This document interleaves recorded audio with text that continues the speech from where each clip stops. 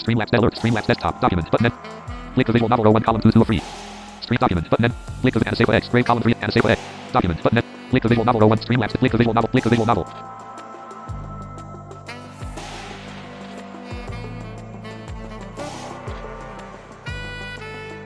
Sleep mode on.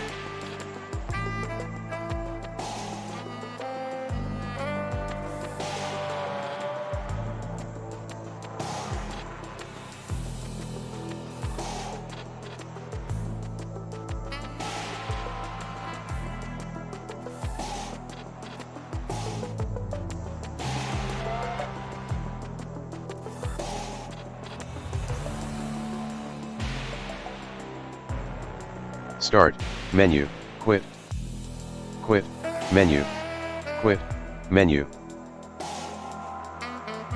Start, main menu, option selected. Load. About. Controls, quit, display windowed. Display full screen selected. Text speed bar. Music volume bar. Text speed bar. Music volume bar. Text speed bar. Activate. Decrease. Increase. Deactivate. Display full screen text speed bar. Activate. Decrease. Decrease. In.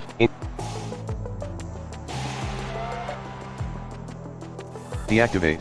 Music volume bar. Sound volume bar. Mute all. Mute text speed. Display. Quit. Control. About. Load. Options. Main menu. Start. Press spacebar, left click, or enter to continue. Blake. The visual novel contains themes around mental health, violence, and destructive behaviors. The images, themes, and language used within this game may be disturbing or triggering to some players. Viewer discretion is advised. Press V to toggle self-voicing. For more options, go to the settings, the cog in the top right corner, and select controls. Double-click to continue.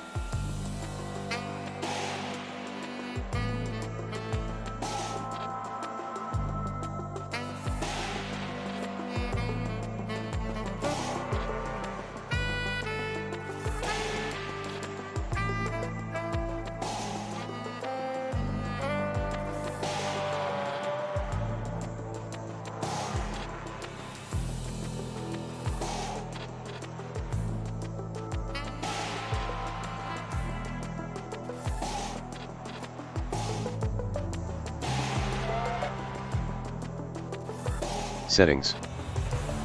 Settings, back. Back, settings.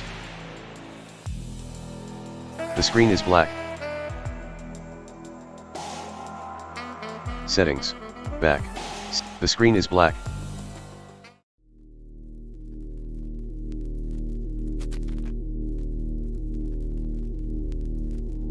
Open eyes. Step forward. Settings. Open eyes. Blake felt the cold air on his face as he opened his eyes. Settings. Blake felt the Image shows Blake is standing on the ledge of a tall building and looking down at the streets. Set. Image. He stepped back from the ledge. Settings. He stepped back. Blake woke up. Blake, what a weird dream, it felt so real. I must have slept so heavy I didn't even hear my alarm go off. Setting. Blake was seldom tardy for work or any other occasion for that matter. No time for his morning peanut butter on toast. He couldn't be late. He was still considered new at ICC, only days away from completing probation, and he had to make a good impression. Blake, better get going. Setting. Blake, close-up image of Blake picking a stone from the sole of his shoe. Setting. Back. Close-up. Settings. Life can often be unpredictable, and this was particularly true for Blake. Random happenstances had a way of following him, like a stubborn pebble wedged into the sole of his shoe. No amount of picking would dislodge it, and it was accompanied by a certain amount of discomfort with every step. And, he would never admit it, but sometimes, he may have even consciously trod on the stones of spontaneity. Logo of the word Blake shows on the screen and turns upside down. It's an ambigram, so the image still reads as Blake. Click to continue, there will be a short pause.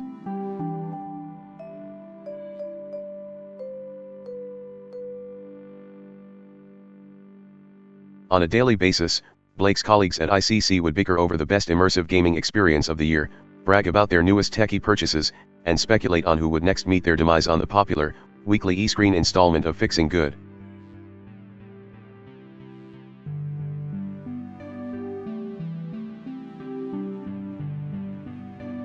Max, Blake's played it?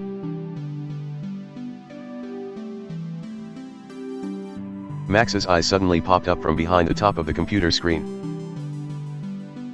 Max, don't you think the offline co-op mode AI in Fuelcourse is totally Ven, am I right? Max, I'm right, right? Max leaned towards Blake's direction. With a hand walling her mouth and a forcible whisper, she exclaimed. Max, back me up, Blake. Orlo spurted out an intentionally inelegant laugh, which in turn made Max giggle. Orlo, bahaha. Ben. What are you? Are you from another planet? Settings. Orlo, what the fuck does Ven mean? Orlo, you're just making up words. Max, it means ridiculous. Just like your laugh. Orlo, anyway, he doesn't give two hoots about Fuelcourse, you big nerd. Max, you can talk. You're the only one here who owns a whole VR room. Orlo, last time you get to use it then. There they go again. Hurry, hey Blake. Settings, hurry, oh, God, not her. Please, not her. He swiveled in his chair. Blake, hurry. Hurry was a masterpiece, best admired from afar. She was one of those beautiful paintings that could speak 8,000 words without saying anything. Seriously though, she could try not saying anything sometimes. Hurry, did you have a good weekend? Her fingers spiraled in her hair as she tilted her head in curiosity. Blake, didn't do much, just the usual. You. Why did he even ask? Hurry, OMG, yes. I went on a road trip with my girlies to the forest. We ate marshies over the fire, they were delush. Hurry, and I saw a unicorn. My friend said I wouldn't see one out there, but I finally did. If every sentence she spoke was written, Blake imagined they would always end in exclamation marks. Blake, excuse me, what? Hurry, I heard a noise in the middle of the night, unzipped my tent, and in the distance, I swear I saw a unicorn galloping through the trees. I must have startled it. Did she seriously think unicorns exist? Blake, it was probably a cow, or a stag, or something. Just, not a unicorn. Hurry's skin flushed to a color similar to Max's hair. Hurry, oh. Yeah, you're right. Said it, Hurry, well, you should come along with us next time. We could have a barbecue at night and look for shooting stars. Putting up with her for a whole weekend would be a tough feat, but maybe it wouldn't be that bad. Sure. Blake, sure. Hurry, okay, cool. Blake smiled softly and turned back to his work.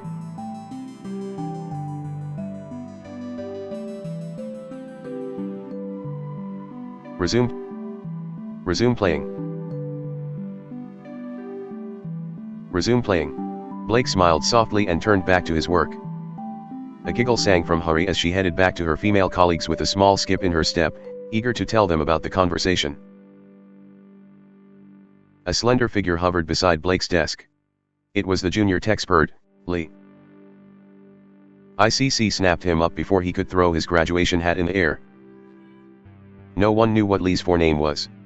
Most people in the office didn't know it was his surname. But Blake had noticed. He noticed Lee's email address started with S.Lee, not the standardized first name surname layout. Lee was like a ball of plasma that dissipated nervous energy. His vision flitted from one thing to another, mostly managing to avoid meeting guys. It was as though he was preoccupied with taking in everyone and everything.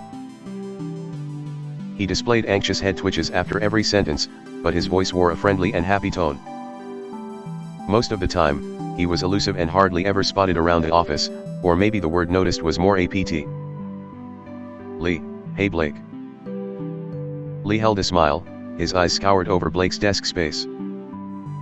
Fine by me. Lead the way. Blake, fine by me. Lead the way. Max and Orlo continued to argue over fugors behind the desk, and they looked like they were about to try to involve him again.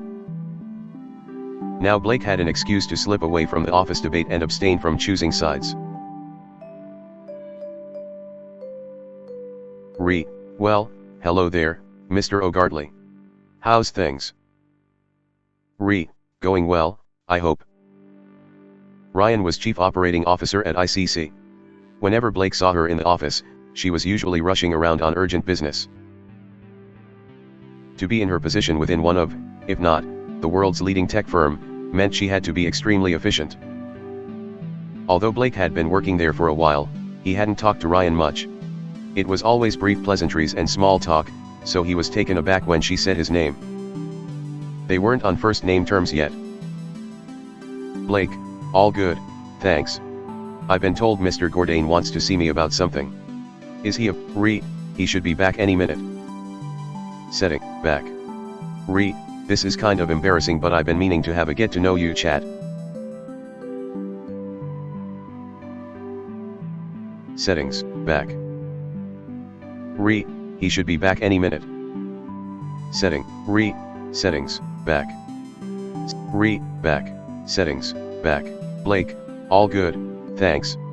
I've been told Mr. Gourdane wants to see me about something. Is he about?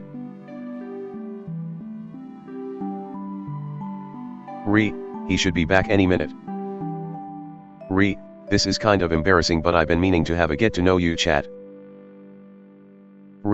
I've just been so busy, then poof, 2 months have whizzed by. She gave an encouraging and gentle smile. For someone with so many plates to spin, she had a defyingly calm and welcoming aura. The conversation was cut short as Jonathan entered the office. Jonathan, I see you're already here. Welcome. Take a seat, Blake. Jonathan, will you be joining us? I'm a busy bee today, so I must dash. Blake, we'll have that catch up soon. Back, setting, back. Set, back, I'm a busy bee today. Oh, and Jonathan, I've left those papers you asked for on your desk. Still have no idea why you use that stuff? She chuckled. Jonathan, that's lovely. Thank you, He nodded in appreciation. A barely visible wave from her hand could be seen as she rushed out the door, set on the work ahead. Jonathan settled down into his overpriced, real leather, ergonomic, I'm the founder of this successful corporation chair. All of his energy turned to Blake. Jonathan, so, Blake. Jonathan, so, Blake, you wanted to see me, Mr. Gourdane? It was a regular occurrence for Jonathan to request many meetings with his staff. He said he liked to check up on the newest members, to see how they are settling in. Jonathan, this is some fine work you've carried out on the Promenade case. The only thing I'd like to point out is the daily stats on your spreadsheet, they don't correspond to the correct dates. Jonathan, apart from that minor alteration, it's all looking very dandy. Jonathan was holding a copy of the screenshot in his hand, a paper screenshot. Blake had rarely seen paper up close. Jonathan laid it down, flat against the table, and slid it towards Blake. Jonathan, back. Jonathan laid it down, flat against the table, and slid it towards Blake. The material bowed upwards from the rush of air in front of him before it rested back down. Settings. Jonathan, back. Jonathan, paper used to be made from trees, a little known fact for you. Jonathan, now they only manufacture it by 3D printing a synthetic material, and it feels a lot smoother in comparison to the original. Blake reached over and grasped onto the sheet of paper. It felt drier than he'd anticipated, and this made him notice how clammy his palms were. Jonathan, this particular paper more accurately replicates what paper used to be like, compared to the tat you get over in Newstown. Jonathan, this is the good stuff. The cream of the crop. Made for the odd enthusiasts, like myself. And I use odd in all manners of the term. Blake studied the figures on the handheld screenshot. Blake, looks like a couple of equations have gone out of sync. It'll be a quick fix. My apologies. After analyzing the data, he set the paper down on the table, and to his disdain, his grip left behind creased remnants. Jonathan, good. It's no problem. Jonathan, anywho, that's not the reason I asked you here. Jonathan, I know you haven't been in the company very long, and you have quite the workload. A stress headache started to rear its ugly head, and momentary double vision distracted Blake. He thought about how no one had come up with a cure for migraines yet, staring at screens all day couldn't be healthy. Thankfully it was brief for Blake, but he realized he'd completely missed what Jonathan had said. He hoped IT wasn't anything too important. Blake missed what Jonathan said. How should he react? Smile and Blake missed what Jonathan said. How should he react? Smile and nod. Sorry, what? Settings. Smile and nod. Blake smiled and nodded as if he'd caught the last part of the conversation. Jonathan nodded reassuringly and delivered a warm smile. Jonathan, you're doing well, Blake. I hope you realize that. Jonathan, I have an exceedingly crucial project coming up, so I need someone I can count on. I'd like you to be a part of it. Jonathan, I have an exceedingly crucial project coming up, so I need someone I can count on. I'd like you to be a part of it. It will allow you to show me what you can manifest. Settings. Jonathan, and the annual well-being test deadline is today, so if you haven't done it yet, make sure to get it sent off. Jonathan, it should be in your inbox, it's only a few questions long, shouldn't take much time to do. Max and Orlo were still deep in conversation. Did they ever do any work? Settings. Orlo, do you remember Eric, the droid guard, who used to bounce the reception? Max, yeah, I do actually. What happened to him?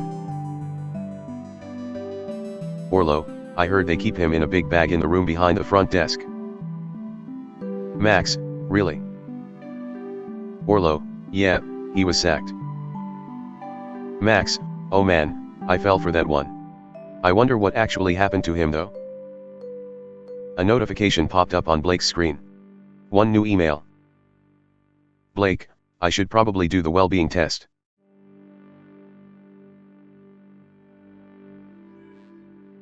New email from ICCHQ, well-being test, action required. New email from Jonathan Gourdane, meeting invite. New email from Andy Rod, Sign Hari's birthday card. Settings. New email, today, meeting invite. From Jonathan Gourdain. Required attendees, Blake O'Gartley and Chris Mortar. Meeting date, 23rd of March from 1 p.m. until 2 p.m. Location, Jonathan's office.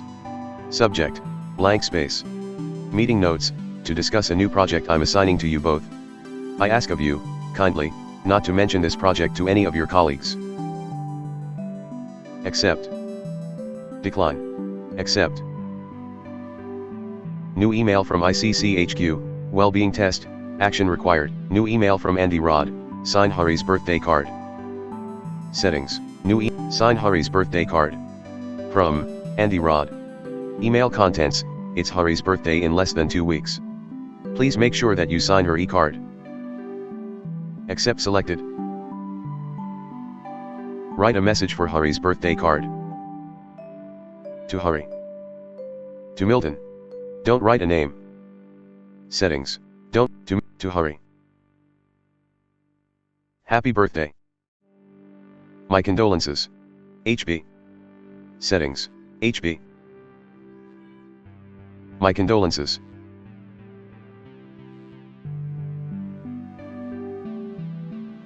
Happy birthday, Blake.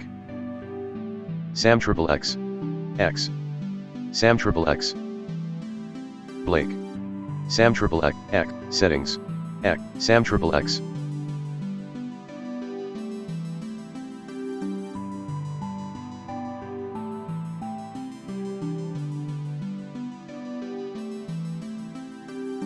X.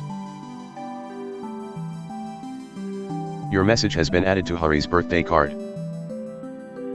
Settings. Your message has been. New email from ICCHQ. Settings. New email from ICCHQ. Well-being test. Employee, Blake O'Gartley. This form is not anonymous.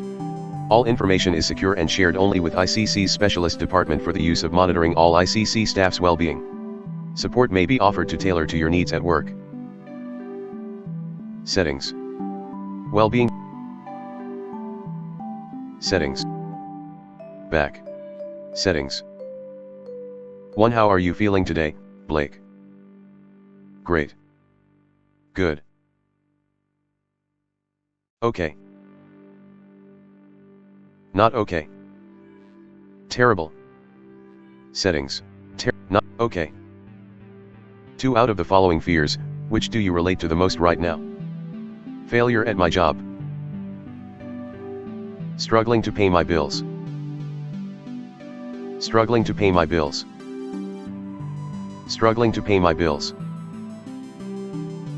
Someone watching me in my own privacy. Being framed for a crime I didn't commit. Harming someone. Settings. Someone watching me in my own privacy. 3. If you could see a scale above people's heads that measured one part of their status, what would you want to know about them? Their happiness. Their wealth. Their honesty. Their naivete. Settings. Their wealth. 4. How often would you say your days differentiate enough for you to distinguish within a week? Every day is different. The majority of days are different. The majority of days are different. Not many days are different. Every day is the same.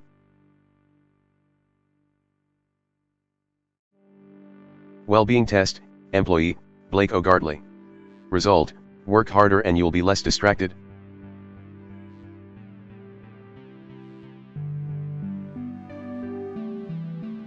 Settings, well-being test. Max, nope, you're wrong. Kill VR is a good person, that's why they do what they do. Setting, Matt, Orlo, if that's true, why have they accepted all the money made from the publicity, instead of giving it to charity? Orlo, I know Blake agrees with me here. We were talking about it last week. Max, stop trying to drag people into your losing battle, Orlo. It doesn't work. Orlo, so it's only okay when you do it?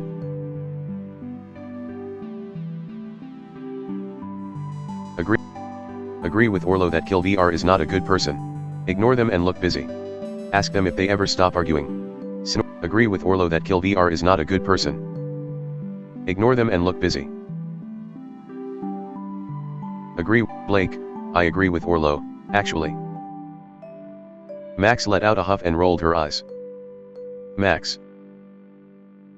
Settings, Max started to frantically prod at her screen. All eyes slowly looked around at her. Max, what the helicopter? Max, has someone changed the details on my spreadsheet for the radar project? All of my work, it's totally gone.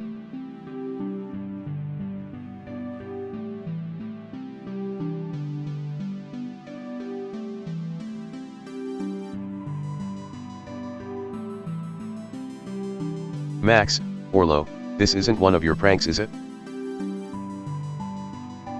Orlo, nope. Not me. I swear. Offer to help Max fix her spreadsheet. Tell Max about your spreadsheet. Don't get involved. Offer to help Max fix her spreadsheet. Blake, I can help you get your save file from yesterday's backup, but it won't have any of the work you've done today. Max, thanks, Blake. That's kind of you, but I can sort it. Max and Orlo both smiled in appreciation. Max, I don't know why anyone would go into my work and change it though. Orlo, I know. It's Ven. Max, that's not what that word means, Orlo. Jonathan, welcome, Blake. Jonathan, I'm so glad you accepted my invite, and it's good to see you again. I have an exciting project for you to get involved in. Usually meetings were held in one of the 4 12-seater meeting rooms, however, this seemed more of a cozy affair. Blake preferred Jonathan's office. The meeting rooms were always set at an extreme temperature. He theorized that the temperature was deliberate, a freezing cold room when meetings required full alertness and flowing creativity, or a toasty warmth that could lull you into a light slumber of compliance when the agenda was one where fewer opinions were appreciated. Jonathan, Chris, this is Blake, one of our newest recruits. For a man of such otherworldly stature, Chris gave Blake the most disappointingly limp handshake. Maybe he was exercising caution. After all, those paws could easily crush a coconut. Hi Chris. Nice to meet you. Hi. Don't say anything. Settings. Don't. Hi Chris. Blake. Hi Chris. Nice to meet you. Chris, and you. Jonathan, gentlemen, take a seat. Chris and Blake shuffled onto the sofa in the office, perched beside one another. Jonathan stood in front of them and made use of the projected touchscreen on the wall behind him. Jonathan, you may have noticed the agenda in the meeting invite was missing. Blake and Chris nodded in tandem. Jonathan brought up the meeting invite onto the screen and swiped his hand across the empty space after the word agenda. A black box appeared over the text, which highlighted and revealed the words Project HG. The project name had been written in white against the background which had concealed the words on the screen. Jonathan smirked to himself, thrilled at the opportunity to finally employ a classic spy trick, used by protagonists in the espionage novels of bygone years, that he so loved. He steeled himself for the introduction, intended to be seared with finesse, sprinkled with style, and served up with panache. At least, this was how he hoped to deliver it. Jonathan often considered himself a pompous, old fool, and marveled at the fact the rest of the world hadn't caught on yet. Jonathan, every instant message and email you send. Every word you speak or text. Every update you make on your phone. Jonathan, every movement when your e-screens, consoles, and computers are on, they are. Jonathan, all recording your data. Blake suppressed a smile, musing that, here he was, witnessing Jonathan at his finest. The gleam in the CEO's eyes was like that of a religious zealot, compelling those around him to follow. Blake wondered if this was a trait Jonathan had always possessed, or if it was a latent ability that manifested later in life. Jonathan, for a select few shadowy clients, whose circumstances and contracts decree they shall remain anonymous, we have been working on Project HG. Jonathan, a system that blocks all records of the sender's ID, location, even their existence, when used. Jonathan, imagine text filling your screen as though plucked from the ether itself, utterly incognito. Just think of the military and security applications. Jonathan, it's as though you're receiving a message from a ghost, a spy's dream. Heavens! Why do you think they call themselves spooks? Jonathan decided to omit the line about it having nothing to do with their regular haunts, comprising of flash car dealerships and boudoirs of high-class call girls. He concluded that an extended metaphor could often prove irksome, and the mention of fast cars and loose women may distract his listeners' minds from the crucial subject matter. Jonathan took out a flat, handheld screen, not any model Blake recognized. The phone in the center of the desk released a disruptive twitter, in between Chris and Blake. Jonathan, who does it say is calling? The display unit lit up and displayed. Incoming call from. The incoming call stopped. Jonathan, complete anonymity. His voice lowered toward the end of the word anonymity for dramatic effect, and he interlaced his fingers in a satisfied power pose.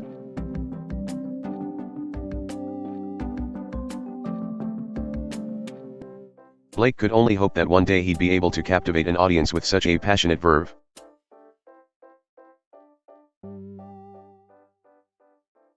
And although Jonathan's theatrical performance was inspiring, to say the least, he found his attention dared to flicker over to Chris.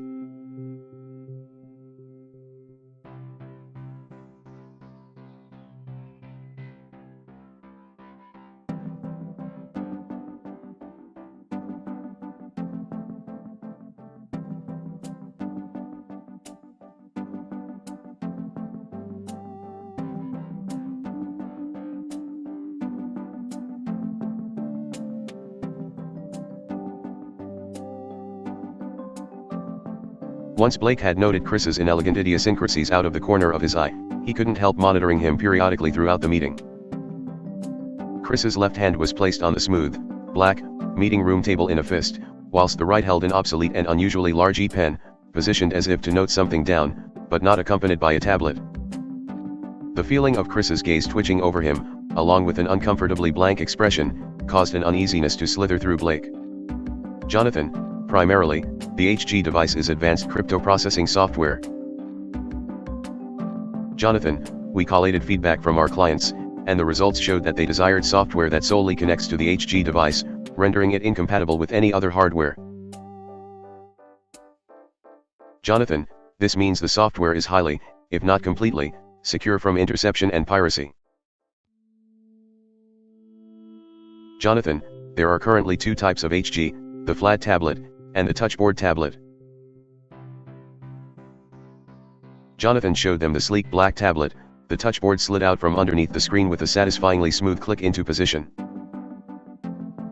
The keys illuminated the touchboard, once the gadget was activated.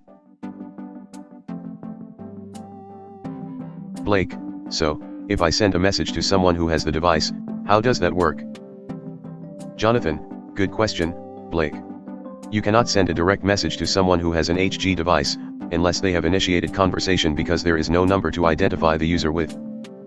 Jonathan, this means, you can reply to emails and texts, but not initiate a voice or video call. You also cannot see messages sent from an HG device if you log into the same account on an external device. Jonathan, exempli gratia, Chris, if I sent you an email from the HG device and you opened the email from your home computer, you would then only be able to access the message on the said home computer. Jonathan, you would not be able to view it if you logged onto your email account from another device such as your phone or work computer, understand? Blake and Chris bobbed their heads in unison again. Jonathan, when you use the HG device you create a new, untraceable path for your message. So, if you send a message to someone from the HG, the recipient will see it and be able to retain it. However, it won't show who it is from. Jonathan, keeping a record will deem the message unsecure, because if the recipient's device falls into a third party's hands, they can retrieve the information. Jonathan, additionally, due to the state-of-the-art software embedded into the message, you cannot forward, copy, or print screen any of the content received. Jonathan, the HG device user can alternatively choose an expiration date for the message to disappear from the recipient's device, or even once the recipient navigates away from the opened message. Jonathan, essentially, a self-destruct button, if you will. Jonathan, you'll both be given a prototype version to work on and familiarize yourselves with. Jonathan, I ask that they remain within the premises and that you store them inside your lockers. Once the meeting had adjourned, Jonathan caught Blake's attention before he could leave the room. Jonathan, what did you think? Blake, it was great. I'm excited to work on this project, and I'm very grateful for the opportunity. Jonathan, and what are your impressions of your new project colleague, Chris? Blake, he seems a little odd. Jonathan, don't worry, he's a good man. I think you two will work very well together. A few hours flew by.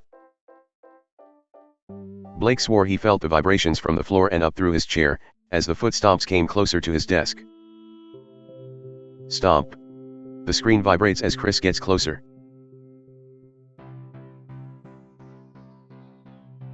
Settings. Stomp. The screen vibrates again. Settings. Just as Chris approached, a loud sneeze trumpeted from behind Blake's computer. Max, achoo. The gentle giant's attention averted to Max. Chris, bless you, Max. Max, 156.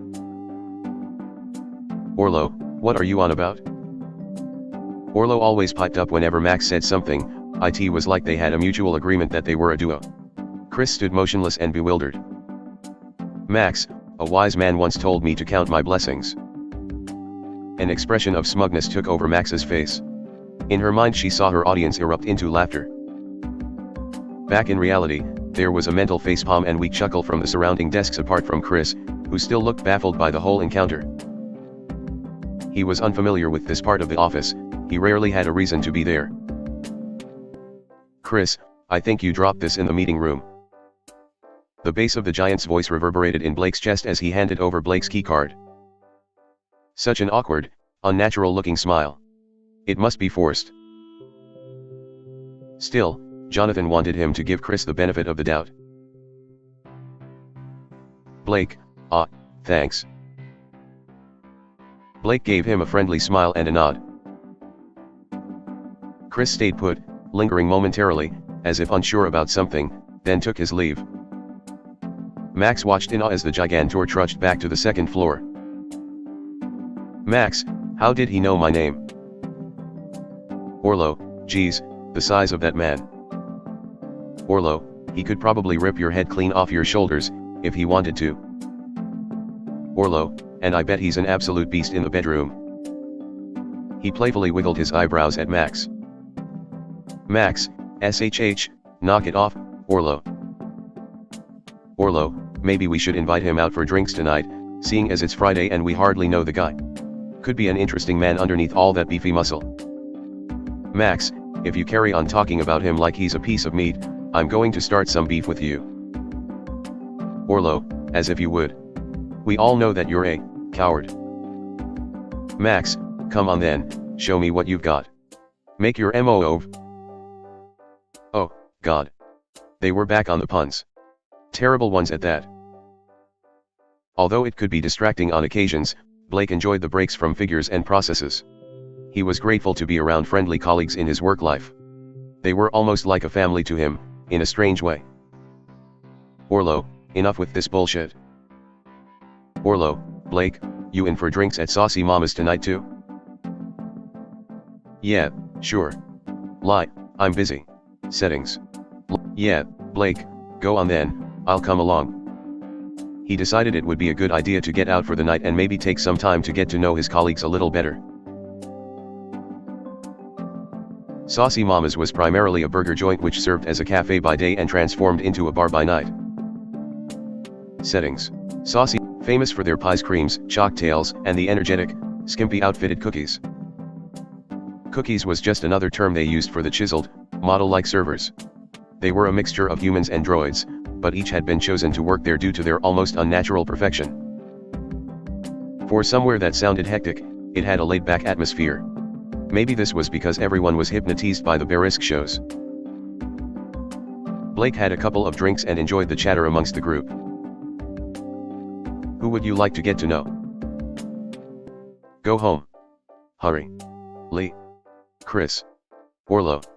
Max. Settings. Back. Hurry. Go home. Who would you like to get to know? Go home. Finally back home. Blake trudged in, now tired and a bit peckish. He rubbed his stomach and sat down on the couch. Blake, e-screen on. The e-screen came to life. He'd set the news stream to come on as default. It usually filled the silence whilst he looked for something to watch. Reporter, Kill VR, the controversial killer who hunts down dangerous convicts and records the murders through their bionic eyes, is the focal point in the upcoming documentary, Kill VR, In the Eyes of a Killer. Reporter, promising never-before-seen, ultra-shocking VR footage, including their very first kill. From Kilver's own eyes. The one that started it all. Settings. Blake checked his phone idly. One new voicemail. Since when did anyone use voicemail? One new voicemail, select to unlock. Settings. Jonathan, good evening, Blake. How about going for that lunch I mentioned, tomorrow at Saucy Mama's? I'll have my car come and pick you up at noon. Settings. Jonathan, Blake, what lunch was he talking about? Settings. Blake, their meeting came flashing back. He'd zoned out from the conversation due to a headache. Why on earth would Jonathan want to hang out with him outside of work hours? He hated himself a little for missing something so important. The light from the e-screen glared at Blake, the news channel illuminated the room as it flashed from one scene to the next. As usual, he had nodded off with the e-screen chanting in the background. The thick, dark curtains were drawn, blocking out any ounce of light that would have allowed one to speculate the time of day. But that's the way he preferred it. The time blinked in blue light from the side of his bed. 11:11 a.m. Overslept again. Gone were the days when he used to spring out of bed at 8 a.m., or even earlier. The sound from the e-screen was muffled. Rummaging around, he retrieved the remote from underneath him and instantly reaped the rewards of comfort. Level 3 on the sound, it was too quiet to hear, he must have fallen asleep on it. Turning up the volume, he could now hear the newsreader breathlessly reporting on a story of a theft at the Owl Sanctuary just hours ago. Reporter, police believe that the Parliament of Owls was stolen in the middle of the night between 12 a.m. and 2 a.m., however, no witnesses have come forward as of yet. If anyone has any information on this, please contact the local number for Newstone Police Department quoting reference, 282820. Who would commit such a horrible, heartless act? Blake checked himself, he thought that not only was she reporting the news but offering her own opinion on it. He missed the days when news consisted of facts rather than including speculation and emotion. He conceded that he had to agree with her on this occasion, who would commit such a heinous crime? Gathering his senses, movement from above caught his eye. Something was in the shadows all around him. 14 spherical objects were reflecting the images from the news. The objects disappeared and reappeared at different intervals. The hooting noise on the e-screen made him jump. Blake, wait, no. That wasn't on the e-screen.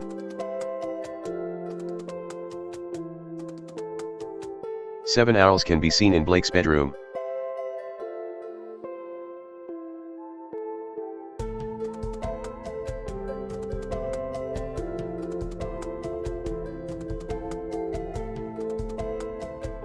Blake, how the fuck did they get here?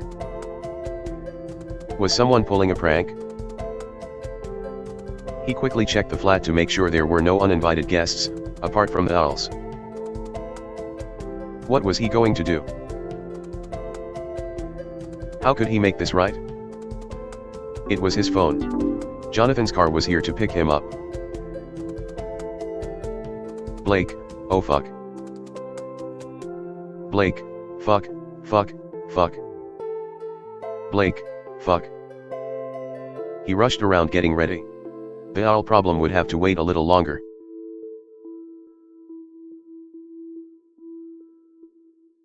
Jonathan was already sitting at a table waiting for Blake. Jonathan, thank you for joining me on your day off. Blake smiled and sat down. Jonathan, I invited you because we have something important to discuss.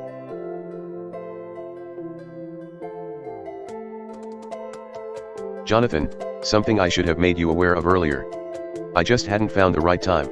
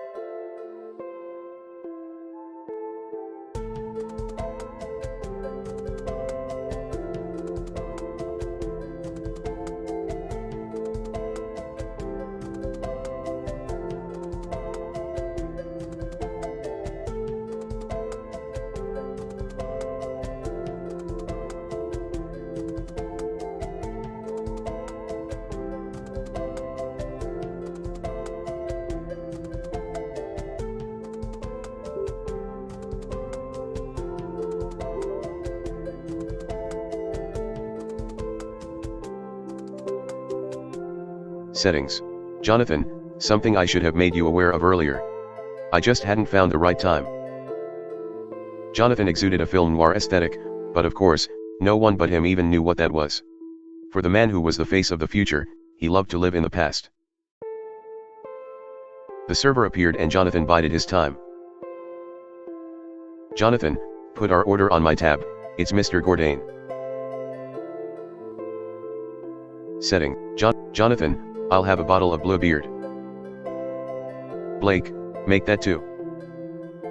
Blake thought about the owl problem back at home and now he felt stuck whilst the situation was getting worse.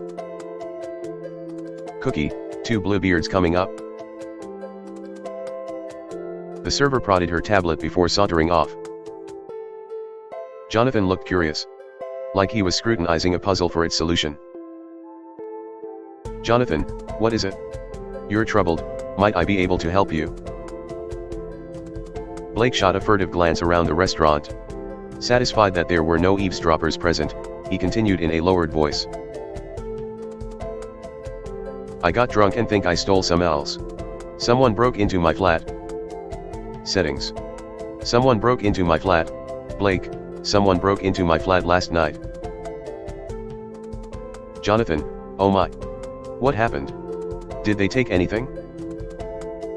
With such a baffling addition to the flat, Blake hadn't thought to check if anything had also gone missing. Blake, no, but... Cookie, boop. Here's your drinks. Blake knocked back a large swig of Bluebeard and weighed up his options. He was in two minds but he had no choice, he had to tell Jonathan. Tell Jonathan about the owls. Settings. Tell Blake, okay, I admit this is going to sound absolutely crazy, and you probably won't believe me, and I'm probably going to lose my job here but, there are owls in my flat. Blake, stolen owls. That I didn't put there. Please don't fire me. Jonathan seemed cool and collected. Jonathan, are you saying someone stole some owls and placed them in your flat in the middle of the night whilst you were sleeping? Blake, somehow. I have no idea how, but yes. Jonathan leaned back in thought and took a deep inhalation. This reminded him of his smoking e-pipe. He enjoyed ancient relics from an era that had been lost to the affliction of time. Out of his collection, he especially admired an antiquated pipe he had acquired from a stall in the opposite side of the city and had his e-pipe specially redesigned to replicate the antique one. Blake, all I know is this morning I woke up to the news channel showing a story about some stolen owls. Blake, moments later I find those missing owls staring down at me from my curtain rail, my shelves, my bed frame, everywhere. Pretty much on top of whatever they could perch on in my room. Blake, I definitely didn't put them there, I know that for certain, and I have no idea who did it, or how they broke into my flat or how they could even get them there without me noticing. Blake's phone beeped. Settings. One new message, select to unlock. Settings. One new message from, blank. The owl and the wood mouse ran away in an elegant pumpkin carriage. They journeyed wide and far under the stars. Oh, what a beautiful marriage. Blake, someone is having a joke. Jonathan, what is it? He read the text aloud. Jonathan, the owl and the wood mouse? Blake, what's that? Jonathan, it's an old poem about two unlikely species, the owl and the wood mouse, hunter and prey, who want to be together but it's not seen as acceptable in the forest so they run away to live together in harmony. Jonathan, it's a love story. Jonathan rubbed his gray stubble. Jonathan, And now this becomes also very interesting. Jonathan, you have a message from the culprit, so I think it's safe for us to deduce that this wasn't the act of a drunken you. Jonathan, possibly a harmless, albeit, reckless prank? An overzealous admirer? A jilted ex-lover, perhaps? Blake, I doubt it would be my ex, Stacy, she wouldn't do something like this and she lives in a different city now anyway. Jonathan looked inspired, eyes lit up with wonder and determination. He'd gone into full detective mode. Jonathan, I am intrigued to see where this will lead us. Blake, Blake, us. Jonathan, yes. You need to analyze the crime scene for clues, and if it's not too much bother, I'd be elated to join you in this exciting endeavor. Before Blake could interject, Jonathan continued. Jonathan, let's head to your apartment and see if we can find any clues. We need to ensure the owls are in good health and then we'll have them returned home safely. They headed outside, into the bitter cold. Jonathan took a breath of e-pipe. He blew out a mixture of Earl Grey scented smoke and cold air, which formed a cloud that enveloped him. Why Jonathan had wanted to meet at Saucy Mama's in the first place was still a question at the back of Blake's mind, but it would have to stay there for now. Blake, I swear my keycard was in here, I'll have to use my phone pass instead. Search for clues. Keycard. Beer bottle. Tablet pen. Settings. Keycard, search for clues. Keycard. Blake, there's my keycard. Blake, that's a strange place for it to be. I always keep it in my wallet. Blake took out his wallet and inspected it. Blake. Settings. Blake, Blake, someone has ripped a hole in the bottom of the card holder. Jonathan, does anyone have access to your keycard, apart from you? Blake, not normally, but I dropped it in the meeting room the other day. Chris found it and returned it to me. Blake, it's never happened before. Jonathan, interesting. Jonathan, have you left your wallet anywhere unattended recently? Blake, not that I recall. Jonathan, why would someone cut a hole in your wallet to get the keycard instead of just taking it? To get access to the keycard without looking suspicious. To make someone else look suspicious. No idea. Settings, no idea. Jonathan, most likely someone wanted your keycard to drop so someone else would pick it up and alert you to the fact it wasn't secure. Jonathan, someone may have had access to your apartment since before Friday. Blake, this all sounds a little complicated and far-fetched. Jonathan, it does, and all the more intriguing. Search for clues. Beer bottle. Blake, This is the beer I had before I went to bed. Nothing weird about that. Jonathan, on the contrary, Blake. Jonathan, you said you don't remember hearing anything all night, yes? Settings. Blake, correct. Jonathan, is there a chance someone could have tampered with your drink? Blake, that could explain why I slept in so late.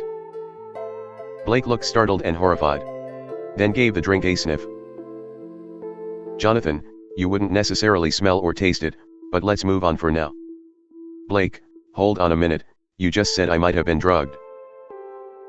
Jonathan, there is no way to test it in the right here and now. But we will get to that, we need to rule every possibility out. Search for clues. Tablet pen. Settings. Tablet pen.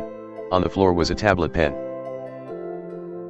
Blake vaguely recognized it from somewhere and took a closer look. The tablet pen was a bright shade of pink with an aggressively chewed end. Blake didn't have a tendency to eat pens, it was an efficient way of getting unwanted germs. And he certainly wouldn't want to use one that someone else's mouth had been intimate with. Blake, yuck. Someone's chewed this pen. Jonathan, this might be a clue to who was last in possession of this pen. The word Macax was in big turquoise letters down the side. Jonathan, Macax. Let's check WhatsApp. Jonathan opened the WhatsApp app and took a picture of the lettering. Jonathan, first match here is an Imagination account belonging to our very own Max. Jonathan, it showcases some of her hacking knowledge but it's mainly screenshots of her gaming on her Nudge stream. Jonathan, it's things like this that will eternally baffle me. Jonathan, call me an old fuddy-duddy but when everyone is busy streaming what they are doing, who's left to watch? Blake had no idea what fuddy-duddy meant and noticed Jonathan had a tendency to use a large number of outdated words. Jonathan, however, that is beside the point. How did it get here in your apartment? Blake, I honestly don't know. There was a piece of material stuck to the nib of the pen. Blake, there's a small piece of silk material on the end here. Jonathan, this is all very intriguing. Blake, it looks like the material from the nib of the pen is from my wallet. Jonathan, settings, back. Blake, it looks like the material from the nib of the pen is from my wallet. So someone used the pen to rip a hole in it. Settings, Blake. Jonathan, whoever had access to the pen and your wallet is our prime suspect right now. Blake, what does this all mean? Jonathan, I don't know, but something isn't right. Jonathan, I believe there's more to this than we initially thought. Blake, so you suspect foul play? Jonathan, precisely. The next thing we can do to advance our investigation is to check this building's CCTV. Jonathan, but first, let's get these owls back home. Jonathan took out a familiar-looking device. Blake, you have an HG device with you? Jonathan, oh, yes. This isn't a prototype version though. Jonathan started to message someone and Blake thought back to the owl and the wood mouse text he'd received. The message had no sender. Jonathan, Claude should be here soon to come and pick up the owls. Blake, who's Claude? Jonathan, he's a friend that works at the NSPD. Blake, wait, what? You informed a police officer? Jonathan, detective. And this detective will help me? Are you sure we can trust him? What were you thinking? Settings. What, are you sure we can trust him? Blake, are you sure we can trust him? Jonathan, yes, he's a friend and we can trust him. Jonathan, he's my personal contact in case of emergencies. Blake, so, you're saying you can just do what you want and he'll say you are an anonymous tipper? Jonathan, well, I can't do anything I want, that wouldn't be responsible. But he's always there to assist if I need a favor. Jonathan's voice softened a little. Jonathan, in the meantime, whilst we wait, we should sit down and talk. I still have something very pressing I need to discuss and here is probably the best place to do that. Blake was intrigued and half expected Jonathan to swipe his hand across the air to magically reveal his pressing agenda. Blake, go on. Jonathan, firstly, I want to say that although the circumstances here with your owl situation are a little odd, to say the least, I am enjoying spending some time helping you. Jonathan was searching for the right words to continue. Jonathan, I'd like to direct this conversation to your past, more importantly, that you had a change in guardianship at a young age. It seemed an odd direction for the conversation, but it took a lot to faze him. Blake, you mean when I was adopted? Jonathan, yes, you see, the thing is Blake, there's no easy way for me to say this but... Jonathan looked down at the ground momentarily. Jonathan, I am your biological father. Blake, really? A deafening silence swept across the room as they both let the information sink in. Blake was clearly confused. It was a reaction that Jonathan had anticipated. They simmered in the moment. Jonathan patiently waited whilst deep in thought about how to continue the conversation. Happy, really? This is amazing. Why didn't you tell me? Angry, how could you hire me and not say anything? Settings. Why didn't you tell me? Blake, why are you telling me about this now? Jonathan, I know you must be feeling thunderstruck by this news, I can understand that. But here, take this. It contains all the documents in it. They're yours now. It has all the information you need. As much as he would have preferred to be handing over a brown envelope with string and washer, the mini flash drive would have to do. The small object was encompassed in the palm of his hand. Jonathan's expression started to soften as he handed it over. Blake studied the back of Jonathan's wrinkled hand as he held it out. The snaking veins reminded him of a valley of winding rivers. Jonathan began an attempt to explain more but was interrupted by the doorbell. Jonathan, we'll discuss this later. I promise. Blake opened the door and in walked Claude. He nodded at Blake, his eyes scanned the room, then his attention quickly went to Jonathan. Claude, whatcha, so where's the mess then? Jonathan, thank you so much for coming, Claude. Jonathan, Blake, do you mind if I take him to see the owls? Jonathan pointed to ask which way Blake's bedroom was. Blake, sure, go ahead. It's just down there on the right. Once they left the room, Blake sat back and thought about what Jonathan had just told him and toyed with the flash drive between his fingers. He grabbed his computer and slotted the flash drive in. Scrutinizing the documents, there was a birth certificate, same birthday as the one he celebrated, adoption documents, and a family picture. A smiling, 6-year-old Blake, his mum and a proud-looking 30-something-year-old Jonathan. Blake had vague memories of his parents but it was mostly a blur. Jonathan had felt familiar when they'd first met but thinking back, the man seemed different now to what he remembered. Time and success had most likely aged and shaped him into the person he'd become. And they had over 2 decades to catch up on. Blake, this all looks legit. Blake, Gourdain. Blake, wow. That's going to take some getting used to. Blake, but why don't I remember this clearly? Claude, right, I'm going to need to transport the owls somewhere secure and release them into an area where they can't escape. Claude, then I can call it in as an anonymous tip-off. That way no evidence will be found. Jonathan, you can use the abandoned computer store. ICC, procured the building and the renovation isn't due to commence until next month. There's no CCTV and you can use the side street for discretion. There was a normal half-assed precipitation going on outside as Blake checked out the sliding balcony doors. He imagined it would work in their favor for keeping the streets quiet. They transferred the owls to the back of the police van concealed inside multiple cardboard boxes. It was an arduous task, done to ensure that none of the owls were harmed in the process. Jonathan, again, my utmost appreciation for your assistance with this, Claude. Please let me know when it's all done. Claude tipped his hat at Jonathan and gave another nod to Blake before leaving. Jonathan noticed the family picture on Blake's computer screen and smiled. Jonathan, I'm very fond of that picture. The smile faded and a glint of sadness showed in his eyes. Jonathan cleared his throat and knew that Blake would also need some time for the news to sink in. Jonathan, let's go back to the owl situation and how this could have happened. Jonathan, let's analyze the evidence we have. Is there anything prominent that sticks out here? It seemed a meticulous and investigative nature ran in their blood. Blake took a moment to choose his words carefully. Was there any evidence that could help the investigation?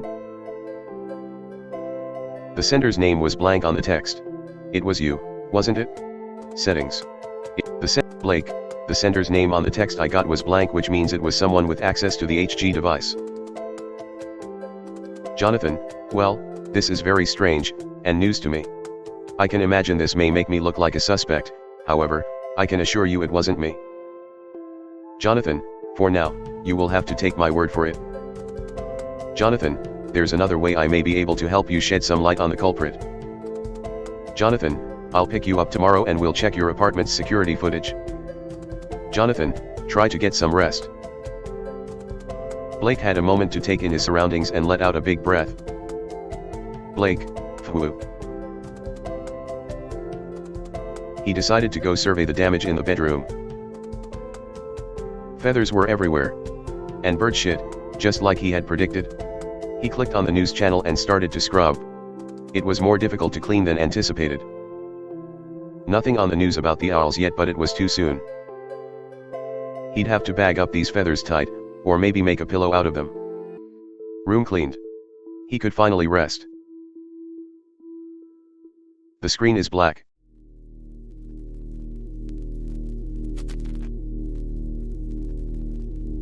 Open eyes. Step backwards. Step forwards. Settings. Step forwards. Blake could feel himself falling. Blake fell to the ground. Thump. Blake woke up. The next morning felt nice and calm in Blake's apartment, just how he liked it. Settings. The next morning, a new day, no concerns. Reporter, if anyone has information on Sam Stevens' whereabouts, we urge you to come forward and please contact the Hive team.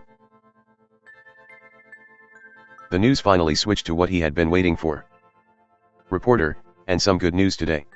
At 8 a.m. this morning, all 7 of the missing owls were delivered back to New Stone Owl Sanctuary, after a detective located them at a local closed-down store. Reporter, although there is no evidence to suggest who committed this crime, we can confirm that no harm came to the owls and they are very happy to be home.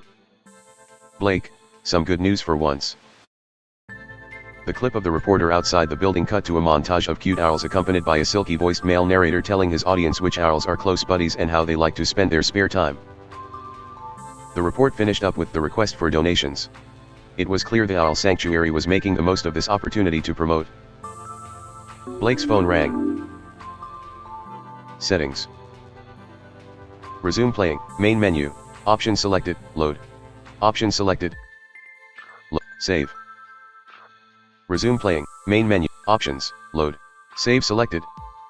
About. Controls. Quit. Previous file page. File page auto. File page quick. File page 1 selected. File page 2. File page 3. Next file page. Save slot 1. Empty slot. Save slot 1. Tuesday, September 12, 2023, 15:30 selected. Save slot 2. Save. Are you sure you want to overwrite your save? Save slot 1. Are you sure you want to overwrite your save slot 1? Yes. Resume playing. Main menu. Options. Load. Saves. About. Controls. Quit. Previous file. Quit. Are you sure you want to quit? Yes. Streamlabs desktop documents button and stream. Clickable. Live 10911.